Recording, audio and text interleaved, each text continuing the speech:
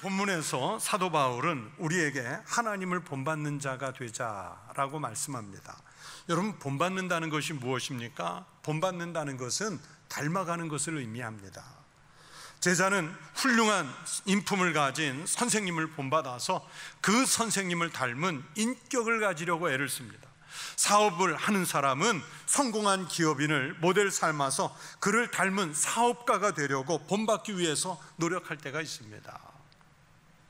20세기 후반기에 들어와서, 물론 그 전에도 있었지만은 20세기 후반기에 들어와서 우리 기독교에서 많이 쓰는 말 중에 하나가 영성이라는 말입니다. 영성훈련, 영성신학, 영성생활이라는 말들이 생겼고요. 그래서 어떤 신앙인을 평가할 때 저분에게 영성이 있다, 또는 영성이 없다, 그런 얘기들을 하기도 했습니다. 여러분, 그 영성이 무엇이라고 생각하십니까? 여러분, 종교에서 영성이라는 말은 탁월한 영적 능력을 가진 사람을 닮아가고자 애를 쓰는 것을 말합니다. 그래서 영성은 우리 기독교에만 있는 것이 아니에요. 불교에는요, 불교 영성이 있고 이슬람에는 이슬람 영성이 있습니다. 그래서 영성은 그렇게 기독교에만 있는 것이 아니에요. 자기 종교에서 어떤 탁월한 스승이 계실 때 그 사람을 닮고자 하는 것도 영성입니다. 또 신을 닮고자 하는 것만이 아니라 어떤 특정한 사람을 닮고자 애쓰는 것도 일종의 영성입니다. 그래서 저는 우리 기독교에서는 영성이라는 말보다는 경건이라는 말을 쓰는 것이 더 옳다고 생각하는 목회자입니다. 영성은 신을 닮기도 하고 사람을 추종하기도 하는 것이지만, 제가 말씀드린 성경 속의 경건은 우리가 믿음을 고백하는 예수 그리스도를 닮고 성령의 은혜로 충만한 삶을 사는 것이기 때문입니다. 영성이나 경건이나 영성, 어느 쪽을 사용하든지 신앙생활도 우리가 닮아야 할 대상을 두고 그분을 닮기 위해서 신앙적인 훈련을 해야 합니다. 오늘 본문에서 사도 바울은 우리가 그리스도인으로서 하나님을 본받는 자가 되고 라고 말씀하셔서 우리의 경건은 결국 하나님을 닮아가는 신앙이라는 것을 말씀하고 있습니다. 하나님을 닮아가는 것이 하나님과 가장 올바른 관계를 맺는 방법입니다. 그리스도인은 모든 신앙생활의 대전제는 하나님과의 관계에서 결정이 된다는 사실입니다. 오늘 본문 1절 말씀을 보세요. 그러므로 사랑을 받는 자녀같이 너희는 하나님을 본받는 자가 되고, 하나님을 본받는 자가 되고. 이 말씀은 우리 그리스도인들의 신앙생활의 대전제이면서 동시에 그리스도인들의 신앙생활의 결론이라고 말할 수 있습니다. 우리가 예수를 믿으면서 하나님과 올바른 관계를 유지하기 위해서는 가장 좋은 방법이 바로 하나님과 같이 거룩한 존재, 경건한 존재가 되는 길입니다. 그래서 바울은 오늘 말씀에서 하나님을 본받는 성도가 되라고 말씀하셨어요. 그러면 어떻게 하면 하나님을 본받는 자가 될 수 있을까요? 성도가 될 수 있을까요? 오늘 본문에서 바울은 그래서 1절 이하에서 그 몇 가지의 길을 우리에게 요약해서 제시해 주시고 있습니다. 첫째, 2절에서 말씀하시는 대로 사랑 가운데서 행하는 신앙생활입니다. 하나님을 본받는 가장 구체적인 내용이 바로 사랑이에요. 여러분, 사랑에는 공짜가 없지 않습니까? 우리는 구속의 은혜를 거저 얻은 것 같지만 그 사랑 뒤에는 주님의 엄청난 희생이 있었어요. 대가가 지불이 됐다는 얘기입니다. 바울은 그 말씀을 2절 하반절에서 이렇게 표현했습니다. 그는 우리를 위하여 자신을 버리사 향기로운 제물과 희생 제물로 하나님께 드리셨느니라. 희생 제물로 드려진 거예요.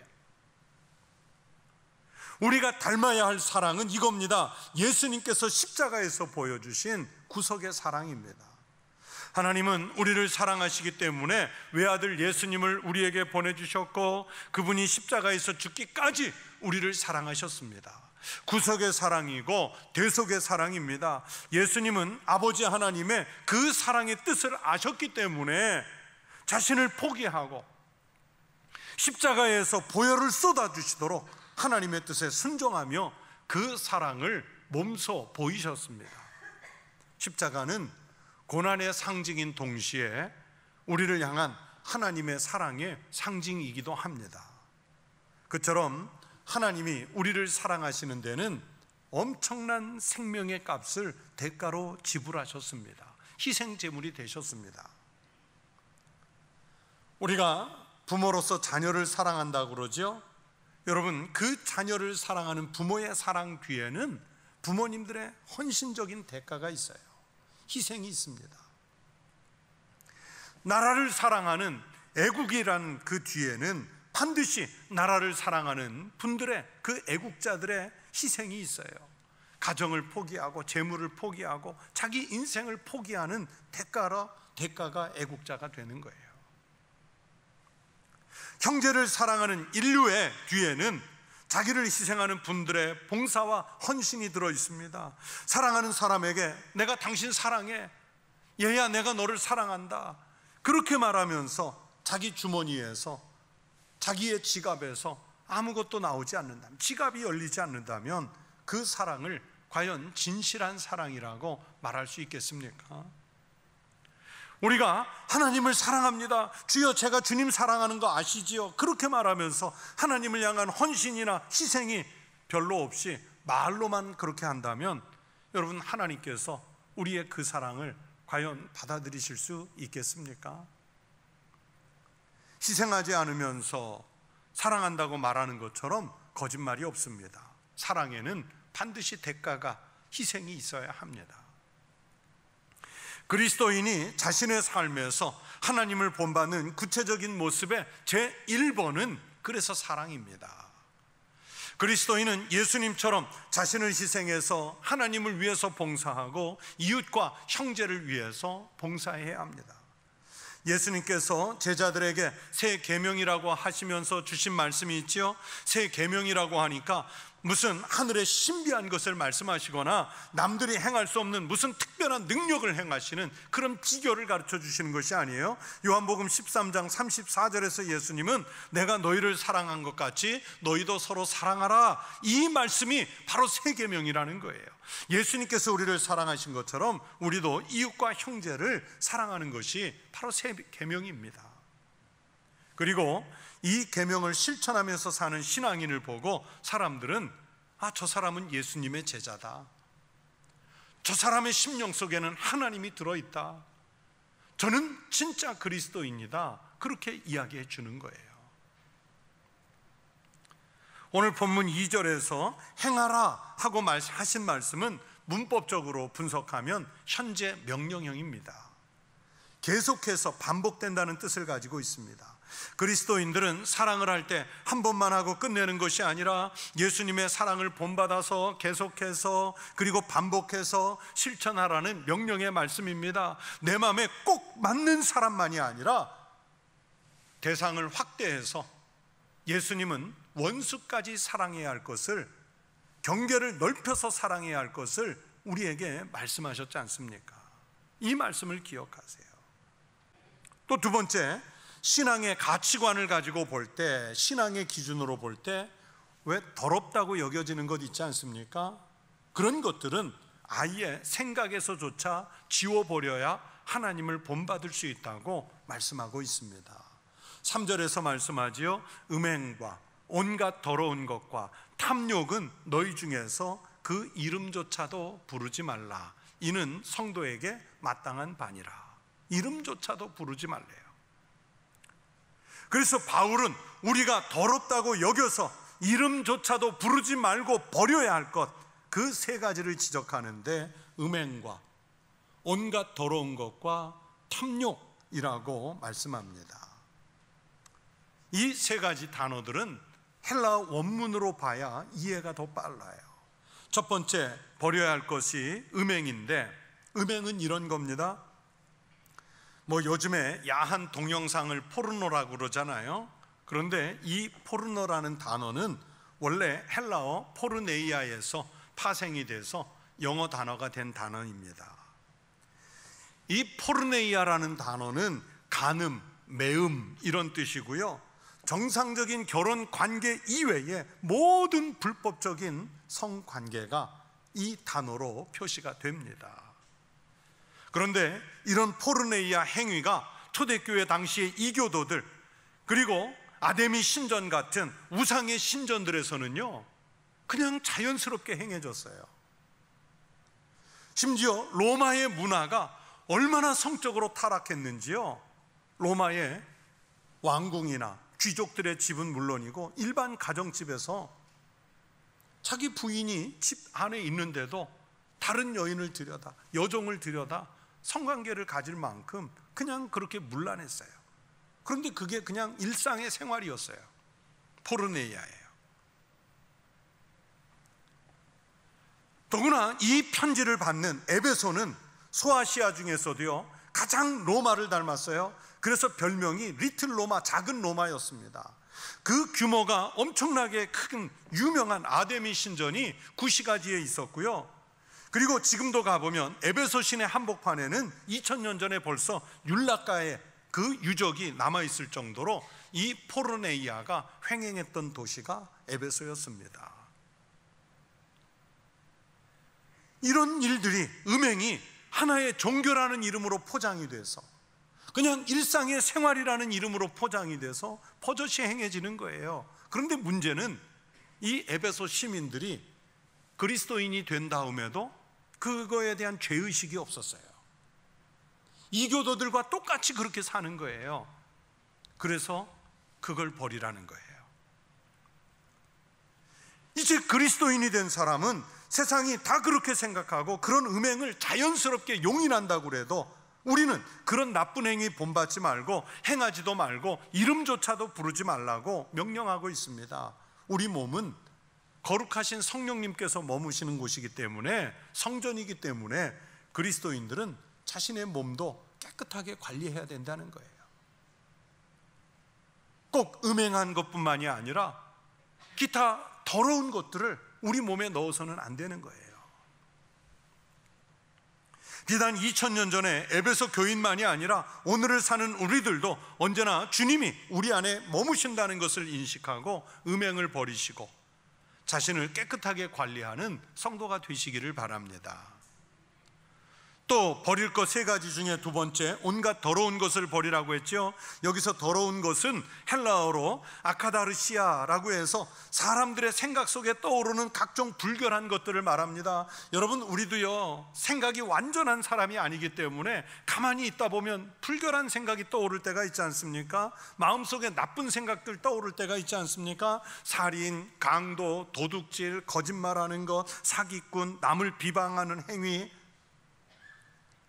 자신이나 타인에게 전혀 도움이 되지 않는 이 나쁜 것들을 한꺼번에 일컫는 말이 바로 아카다르시아, 즉 온갖 더러운 것입니다. 그리스도인이 주님을 닮은 경건한 훈련을 한다는 것은 바로 우리들의 생각 속에서, 우리들의 실제 생활 속에서 그리스도인답지 않다고 여겨지는 온갖 더러운 것, 그것을 이름조차도 버리라는 거예요. 버릴 것은 버리고 빈 마음속에 주님의 은혜를 충만하게 채워가는 것이 바로 경건입니다. 여러분, 어떤 생각을 할 때마다, 어떤 생각이 떠오를 때, 아니면 내가 생각한 것을 행동으로 옮기려고 할 때 이것이 과연 그리스도인다운 것인지, 주님의 영광에 부끄러운 것은 아닌지 먼저 생각해야 됩니다. 그래서 그리스도인답지 않다고 여겨지면, 더럽다고 여겨서 바로 버리는 용기를 가지십시오. 몸과 마음과 생각을 항상 경건으로 채워가는 믿음의 성도가 되시기를 축원합니다. 사도 바울은 우리가 버려야 할 세 번째 것으로 탐욕을 꼽았지요. 탐욕은 철저하게 자신만을 위해서 이익을 추구하는 욕망을 말합니다. 인간은 자기가 가지고 있는 것이 많아도요, 남이 더 가지고 있으면, 또 내가 가지고 있는 것 중에 별로 필요치도 않은데 다른 사람이 가지고 있으면 그걸 뺏어오거나 그것을 갖고 싶어하는 마음이 있어요. 이게 탐욕이에요. 쓸데없이 욕심을 내는 게 탐욕입니다. 성경은 탐욕이 죄의 근원임을 말씀합니다. 야고보서 1장 14절 15절에서 말씀하세요. 오직 각 사람이 시험을 받는 것은 자기 욕심에 끌려 미혹됨이니 욕심이 잉태한 즉 죄를 낳고 죄가 장성한 즉 사망을 낳느니라. 사람이, 그리스도인이 시험에 빠지는 것은 여러분 대부분은요 탐욕 때문이에요. 탐욕. 그 탐욕 때문에 죄를 짓게 되고 죄가 반복되다 보면 죽음에 이른다고 경고합니다. 사람이 욕심을 버리면 그만큼 자유로워질 수 있습니다. 그만큼 하나님께 가까이 갈 수 있습니다. 탐욕은 분명히 죄이고 주님 닮고자 하는 사람은 버려야 할 생각입니다. 생각에서조차 탐욕을 버리고 오히려 나누고 버리고 손해보고 희생하려는 마음을 품은 성도가 되시기를 바랍니다. 그렇게 하나님을 닮아가시기를 축원합니다. 또 세 번째, 바울은 우리가 하나님을 본받기 위해서 감사하는 말을 하라고 말씀하셨습니다. 4절에서 말씀합니다. 누추함과 어리석은 말이나 희롱의 말이 마땅치 아니하니 오히려 무슨 말을 하라고요? 감사하는 말을 하라. 감사하는 말을 하라. 오늘 본문 앞장 4장 29절에서도 이런 말씀을 주셨어요. 무릇 더러운 말은 너희 입 밖에도 내지 말고 오직 덕을 세우는 데 소용되는 대로 선한 말을 하여 듣는 자들에게 은혜를 끼치게 하라. 성경은 정말 많은 곳에서 우리가 바른 신앙인이 되려면 말을 얼마나 주의해서 해야 되는지, 내가 한마디 말을 할 때 얼마나 많은 생각을 하고 말해야 되는지 이것에 대해서 가르치고 있습니다. 그만큼 신앙생활의 중요한 덕목이 말이고요, 그 말의 내용과 수준이 어떠냐에 따라서 하나님을 닮을 수도 있고 가장 세상적이거나 마귀가 따를 수도 있기 때문입니다. 오늘 본문에서도 바울은 인간관계뿐만이 아니라 하나님과의 관계를 제대로 맺기 위해서도 말을 주의 깊게 하라고 얘기하죠. 그런데 하나님과의 관계에서 어떤 말을 할까요? 바울은 감사하는 말을 하라 그랬어요. 무슨 말을 하라고요? 감사하는 말을 하라. 그러면서 우리가 하지 말아야 할 말, 버려야 할 말은 누추한 말, 어리석은 말, 희롱하는 말, 버리라고 그러죠. 여러분, 누추하다는 것은 헬라어로 천하다는 뜻입니다. 신앙인으로서 입에 담지 말아야 할, 세상 사람들이나 쓰는 이 천한 말을 쓰지 않도록 해야 합니다. 또 어리석은 말은 해봤자 유익도 없고 가치도 없는 말을 뜻합니다. 남을 음해하는 말, 사람들을 이간질시키는 말, 거짓 정보를 흘리는 말, 해봤자 누구도 덕을 보거나 득을 볼 수 없는 말, 이 말들이 어리석은 말들이에요. 희롱하는 말은 상스러운 말, 저속한 말, 독설, 이런 것들입니다. 그러니까 그리스도인은 말로 다른 사람들을 해코지하는 말을 하지 않도록 노력해야 됩니다. 내 말 때문에 누군가가 상처받고 영혼이 피폐해지면 안 되잖아요. 우리는 너무 쉽게 아무 얘기나 하다가 다른 사람들에게 상처를 주는 천한 말, 수준 낮은 말을 합니다. 그걸 하지 말아야 합니다. 그 대신에 그리스도인은 감사하는 말을 해야 합니다.